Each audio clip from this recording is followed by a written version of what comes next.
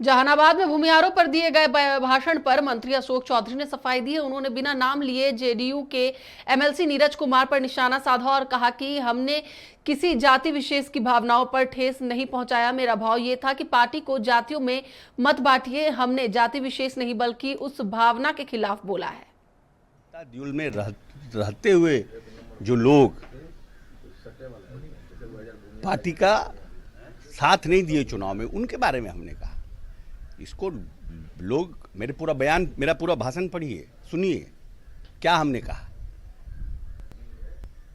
हम तो ये भी कहते हैं, ललन बाबू को मुंगेर में लोग भूमिहार बना दिया, इनको चंद्रवंशी बना दिया, वहां अति पिछड़ा वोट नहीं किया।